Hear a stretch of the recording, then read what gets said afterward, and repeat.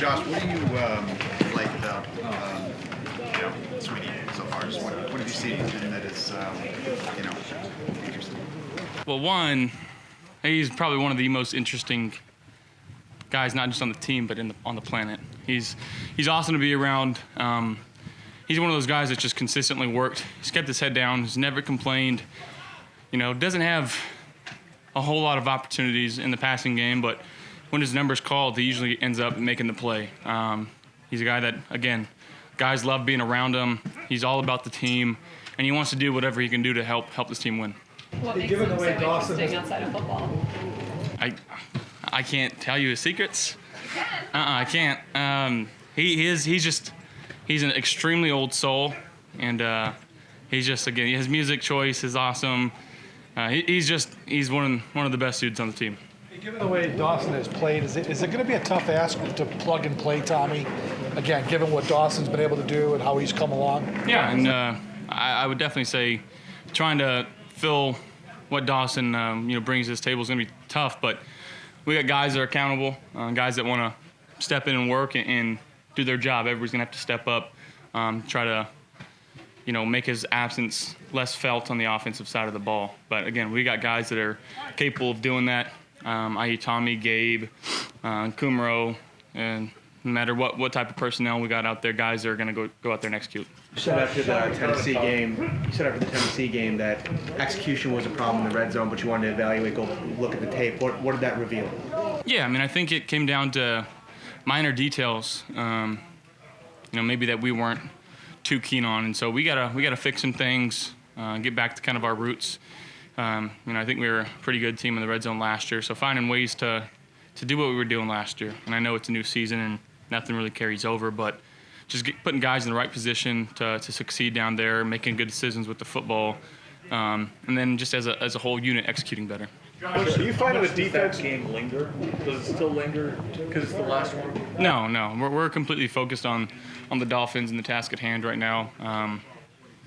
We had to forget about that one, and we learned from it. We watched a lot of film on it, and we're trying to go out there and fix some of our mistakes and just trying to be the best ourselves, the best team that we can be, come game time on Sunday.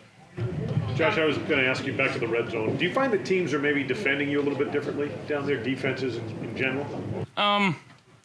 Maybe slightly, but again, we gotta go execute whatever the plays is called. We gotta go out there and try to find a way to put the ball in the end zone, and it starts with me. So just being smarter with the football, maybe getting us into or out of a better situation, and just trying to, like I said, put our guys in the best possible situation to succeed down there. Just having the rest of the bye week, it gave you a little time, obviously, to kind of reflect. Is there anything in regards to this team that you kind of thought about during the last week? No, I think this is a team that this is a position that feels eerily similar to the bye week last year. Losing the way we did, everybody wanted to count us out again and all that, but we don't really care about that. We're a resilient group. We're going to find ways to, like I said, to score in the red zone and to be better as a team and play complementary football. And again, we got a great team. They're a few plays away from being 4-3, and it's a team that, again, they're working hard. They're in our division. They've already seen us once. It's hard to beat a team twice, so we got to be ready for whatever they can throw at us and try to go execute a game plan.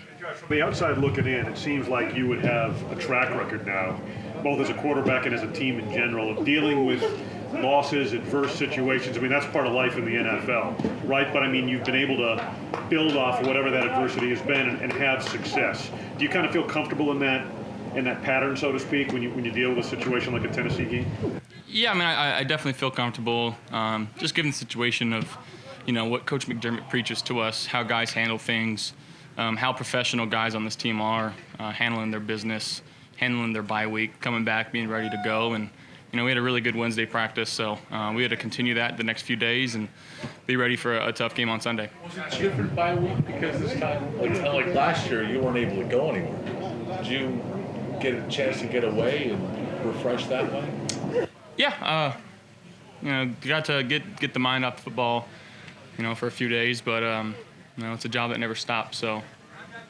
yeah.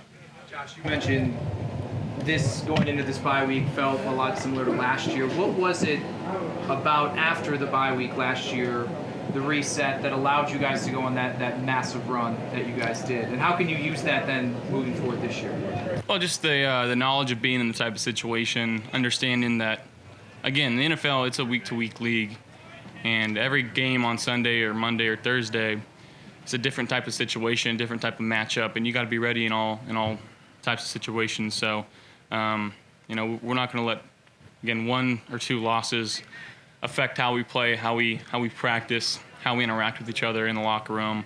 We're going to continue to try to play our brand of football and sustain our type of caliber and our standard, which is playoff caliber. Obviously, that's what Coach McDermott always preaches, and we took that to heart last year, and we're going to take it to heart this year. How would you rate Brian Daboll in terms of his creativity? 1 out of 1, though. Yeah. What makes his creativity so unique? I think he just continues to find ways to explore different types of plays. He's constantly watching film from college, other NFL games, and even sometimes high school games.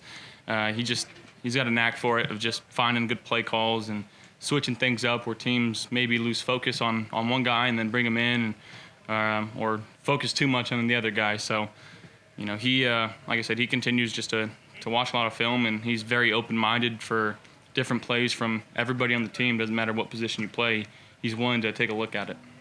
On top of the comparison to coming out of the bye last year, this team's been successful out of the bye for a while. What do you think is the key to that? I think just the guys that have been brought into this building, again, I preach it over and over, guys that are just true professionals. We care about our job, and most importantly, we care about each other, and we don't want to let each other down. So it's just the type of guys that we have in this locker room that are just willing to, again, like I said, handle their bye week professionally, come back here and be ready to work and try to execute a game plan on Sunday. The Fireball hoodies went pretty viral. I saw a bunch of them down in Nashville. Is there anybody back in California at school that you heard from since that happened and shared some thoughts to you about it? Yeah, well, my aunt, she's still a teacher there. She reached out and said, I can't believe that. It was so awesome. And I know the kids there enjoyed it. I got to talk to the football team not too long ago, I think during the bye week too. So, but again, even if I didn't receive any calls, I know that they'd be thankful, and I want to do anything I can to help my hometown. Did you watch the Manning cast at all? I didn't watch it this last week. I have. It's awesome. Yeah, I'm a big fan. On it this week, it was. Would you? They offered you to be a guest. Is that something you'd be? Brady was on it. They've had current players on it. Yeah, I think most of the current players though are kind of longtime vets that have been in this league for a while. One, I don't know if I have the insight that they're looking for. I don't know that they're always looking for insight. Yeah. But let's just say I wouldn't give them any sound bites or clips that maybe I don't know. So, but I have a good relationship with Peyton and Eli, going back to the Manning Passing Academy, and Archie texts me once in a while, which is really cool. It's super surreal that he texts me and wishes me good luck and stuff, and they're the ultimate football family. So yeah, if they ask me, I'd definitely go on. Josh, what was Monday like going to the hospital? That was pretty special. To have my family on Zoom and to unveil, the wing dedicated to my grandmother. It was, I still can't really find the words for it. It was great. Josh, given the success you've personally had as a quarterback against the Dolphins, or maybe it's just the offense, but is there something about the Dolphins that seems to match up well in your mind? I don't think it really points down to one thing, or sometimes you just find ways to move the ball against the team, and I really think that's it. I don't think there's a secret formula or a special drink that we're drinking before the game. It's just we're going out there and executing. We understand that it's a division game, and Coach McDermott preaches, you got to win your division games, and I don't know if we approach it a little differently or not, but again, this week's different though. Every week's different, and it doesn't matter how many times we've played them before, how many times we've won.